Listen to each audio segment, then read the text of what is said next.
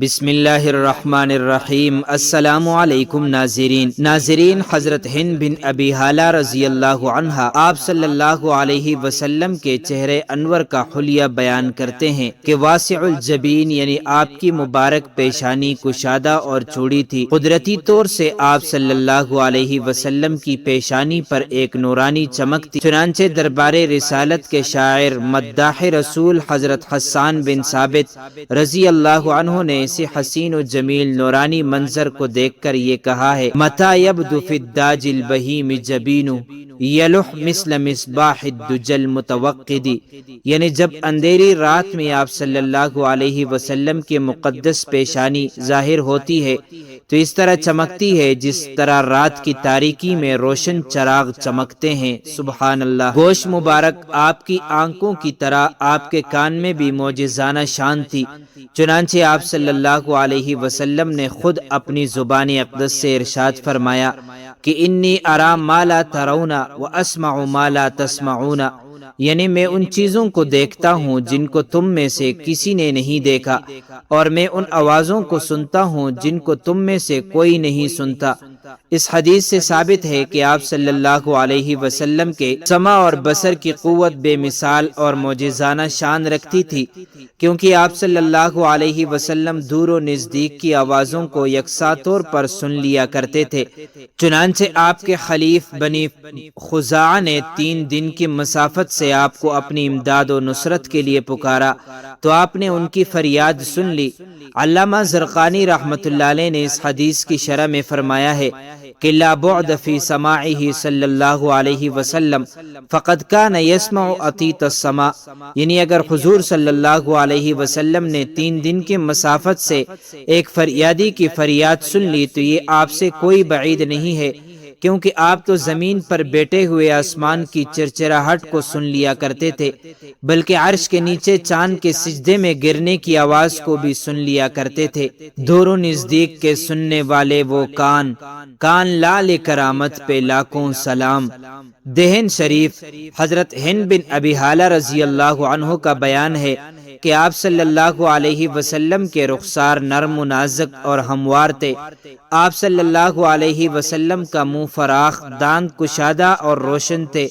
جب آپ صلی اللہ علیہ وسلم گفتگو فرماتے تو آپ کے دونوں اگلے دانتوں کے درمیان سے ایک نور نکلتا تھا، اور جب کبھی اندھیرے میں آپ مسکرا دیتے تو دندان مبارک کی چمک سے روشنی ہو جاتی تھی۔ آپ صلی اللہ علیہ وسلم کو کبھی جمائی نہیں آئی، اور یہ تمام انبیاء علیہ السلام کا خاصہ ہے کہ ان کو کبھی جمائی نہیں آتی، کیونکہ جمائی شیطان کی طرف سے ہوا کرتی ہے، اور حضرات انبیاء علیہ السلام شیطان کے تسلط سے محفوظ و معصوم ہے۔ وہ دہن جس کی ہر بات وحی خدا، چشمہ علم و حکمت پہ لاکھوں سلام۔ زبان اقدس۔ آپ صلی اللہ علیہ وسلم کی زبان اقدس وحی الہی کی ترجمان، سرچشمہ آیات و مخزن معجزات، اس کی فصاحت و بلاغت اس قدر حد اعجاز کو پہنچی ہوئی ہے کہ بڑے بڑے فصحاء اور بلغاء آپ کے کلام کو سن کر دنگ رہ جاتے تھے۔ تیرے آگے یوں ہیں دبے لچے فصحاء عرب کے بڑے بڑے، کوئی جانے منہ میں زبان نہیں بلکہ جسم میں جان نہیں۔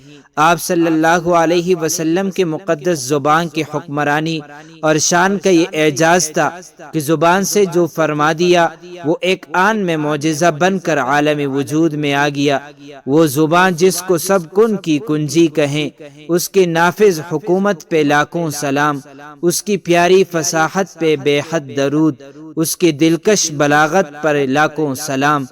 لعاب الدہن۔ آپ صلی اللہ علیہ وسلم کا لعاب الدہن تھوک، زخمیوں اور بیماریوں کے لیے شفا، زہروں کے لیے تریاق اعظم تھا۔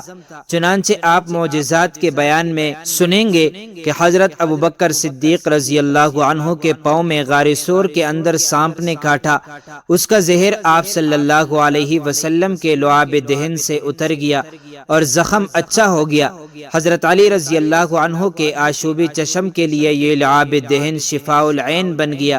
حضرت رفاعہ بن رافع رضی اللہ عنہ کی آنکھ میں جنگ بدر کے دن تیر لگا اور وہ پھوٹ گئی، مگر آپ صلی اللہ علیہ وسلم کے لعاب دہن سے ایسی شفا حاصل ہوئی کہ درد بھی جاتا رہا اور آنکھ کی روشنی بھی برقرار رہی۔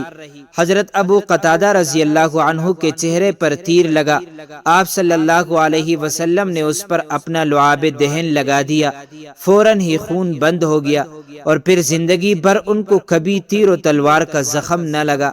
شفا کے علاوہ اور بھی لعاب دہن سے بڑی بڑی معجزات و برکات کا ظہور ہوا۔ چنانچہ حضرت انس رضی اللہ عنہ کے گھر میں ایک کنواں تھا، آپ نے اس میں اپنا لعاب دہن ڈال دیا تو اس کا پانی اتنا شیریں ہو گیا کہ مدینہ منورہ میں اس سے بڑھ کر کوئی شیریں کنواں نہ تھا۔ امام بیہقی نے یہ حدیث روایت کی ہے کہ رسول اللہ صلی اللہ علیہ وسلم عاشورہ کے دن دودھ پیتے بچوں کو بلاتے تھے اور ان کے منہ میں اپنا لعاب دہن ڈالتے تھے اور ان کی ماؤں کو حکم دیتے تھے کہ وہ رات تک اپنے بچوں کو دودھ نہ پلائے۔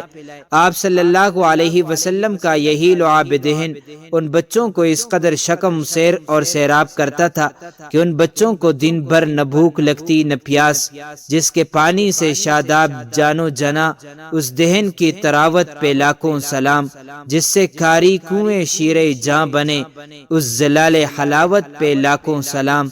آواز مبارک، یہ حضرات انبیاء اکرام علیہم السلام کے خصائص میں سے ہیں کہ وہ خوبصورت اور خوش آواز ہوتے ہیں، لیکن حضور سید المرسلین صلی اللہ علیہ وسلم تمام انبیاء علیہم السلام سے زیادہ خوبرو اور سب سے بڑھ کر خوشگلو، خوش آواز اور خوش کلام تھے۔ خوش آوازی کے ساتھ ساتھ آپ اس قدر بلند آواز بھی تھے کہ خطبوں میں دور اور نزدیک والے سب یکساں اپنی اپنی جگہ پر آپ کا مقدس کلام سن لیا کرتے تھے، جس میں نہریں ہیں شیر و شکر کی رواں، اس گلے کی نظارت پہ لاکھوں سلام۔